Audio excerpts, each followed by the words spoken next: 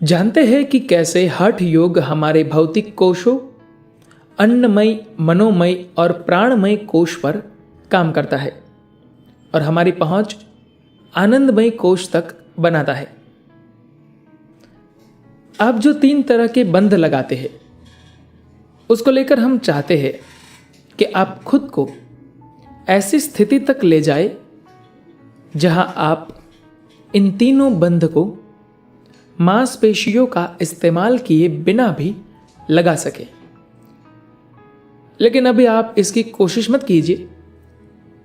अगर अभी आप ऐसा करते हैं तो यह आपके समय व ऊर्जा दोनों की बर्बादी होगी। पहले तो आपको शारीरिक तौर पर ठीक तरीके से बंध लगाना आना चाहिए।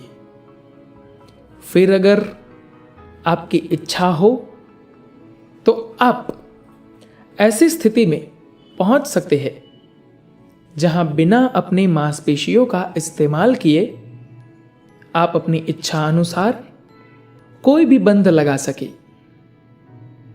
इससे आपकी गतिविधि बेहद शानदार ढंग से होने लगेगी, क्योंकि तब आपकी ऊर्जा इधर उधर बर्बाद नहीं हो रही होगी, बल्कि एक जगह केंद्रित होगी।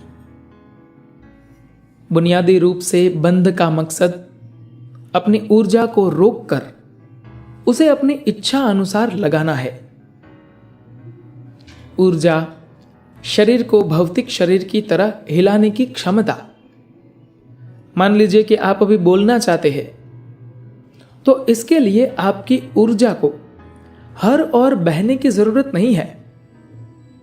अगर आपका अपनी ऊर्जा पर नियंत्रण होगा तो आप उसे रोककर वहां लगा सकते हैं जहां किसी खास गतिविधि के लिए आप इसे लगाना चाहते हैं। आपकी ऊर्जा की गैर जरूरी संचलता आपको अयोग्य बनाती है। ठीक वैसे ही जैसे अनावश्यक रूप से मन की चंचलता आपको अकुशल बनाती है।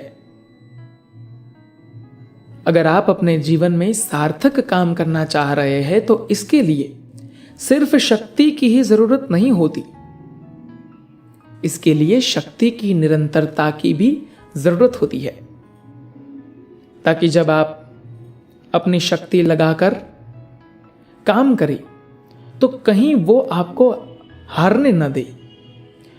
रिफाइंड यानी परिष्कृत गतिविधि के लिए आपके अन्नमय, मनोमय व प्राणमय कोश को आपकी इच्छा अनुसार काम करना चाहिए। आप अपने ऊर्जा शरीर को इतने आराम से हिलाने में सक्षम हो जाए जैसे आप अपनी उंगली को हिलाते हैं, तब आपकी काम करने की क्षमता कई गुना बढ़ जाएगी। इंसानी शरीर विकास के चरम पर है। फिलहाल तो इंसान पंगु बुना हुआ है। यह कुदरती तौर पर जो कर सकता है और उसने खुद को जैसा बना रखा है, इन दोनों में जबरदस्त अंतर है। जब एक शेर, एक बंदर या दूसरे प्राणी अपनी पूरी कुशलता के साथ पैदा होते हैं, तो फिर इंसान को इसके लिए इतनी मेहनत क्यों करनी पड़ती है? यह विकास से संबंधित समस्या है। आपको मालूम है कि आपके और एक चिंपांजी के डीएनए में सिर्फ 1.2% का फर्क होता है, लेकिन चेतना, जागरूकता व बुद्धिमत्ता के लिहाज से आप दोनों में जमीन आसमान का फर्क है। मानव चेतना दूसरी कई चीजों से प्रभावित होती है, जबकि यह भौतिक शरीर पूरी तरह से इस सौर मंडल की देन है जिसमें हम रहते हैं। आज से हजारों साल पहले आदि योगी ने कहा था कि जब तक इस सौर मंडल में कोई बहुत बड़ा नाटकीय बदलाव नहीं होता, हमारा भौतिक शरीर और आगे विकसित नहीं हो सकता।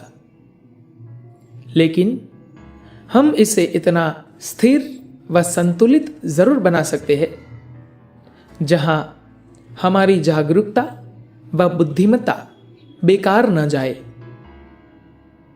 एक आसन भी बंध बन सकता है। बंध का एक दूसरा आयाम है कि जब आप किसी आसन में कुछ खास समय तक रुकते हैं तो यह खुद ही एक तरीके से बंध बन जाता है। जब आप एक मुद्रा में बने रहते हैं तो आपके अन्नमय कोश, मनोमय कोश व प्राणमय कोश एक सिद्ध में आ जाते हैं। आनंदमय कोश को पाने के लिए आपके भौतिक शरीर, मानसिक शरीर व ऊर्जा शरीर को एक सिद्ध में होना चाहिए, नहीं तो आप उसका अनुभव नहीं कर पाएंगे। हठ योग इन तीनों आयामों को इस तरह से एक सिद्ध में लाता है कि अगर आप कहीं बैठ जाए तो बिना भावुक हुए आनंद के रस में नहाते रहेंगे। ये इसलिए जरूरी है क्योंकि भावनाएं केवल एक खास दूरी तक जा सकती है। आप अपनी ऊर्जा को तो आगे भी बढ़ा सकते हैं, लेकिन अपनी भावनाओं को आप एक सीमा के बाद आगे नहीं ले जा सकते। योग का मतलब है कि आप खुद को सिर्फ अपने विचारों व भावनाओं तक ही सीमित नहीं रखना चाहते। आप नहीं चाहते कि आपका भौतिक शरीर और आपकी मनोवैज्ञानिक सीमाएं आपके जीवन की चार दीवारी को तय करें। आप उस चार दीवारी से बाहर जाना चाहते हैं।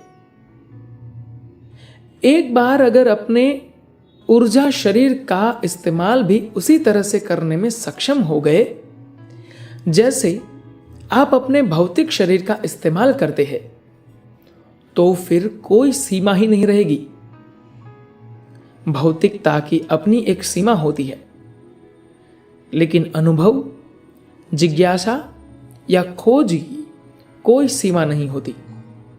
यही वो चीज है जो एक योगी बंध के जरिए पाने की कोशिश करता है।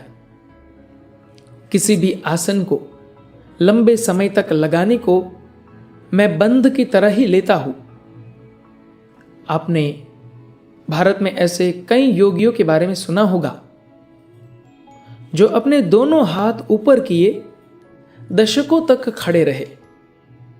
यह आसन नहीं है, यह बंध ही है। एक बार जब आप भौतिक व मनोवैज्ञानिक सीमाओं से परे निकल जाते हैं तो फिर आप एक ऐसी स्थिति में पहुंच जाते हैं जहां विशुद्ध ऊर्जा होती है। अगर आप यहां एक ऊर्जा अंश के रूप में रहते हैं तो फिर आप में और इस ब्रह्मांड में कोई फर्क नहीं रहता। आप इसके साथ एक हो जाते हैं, इसका अनुभव करने लगते हैं, इसके साथ मिल जाते हैं और तब आपके लिए सृष्टि व सृष्टा को जानना एक संभावना बन जाता है। बंध इस दिशा में मदद करते हैं। धन्यवाद।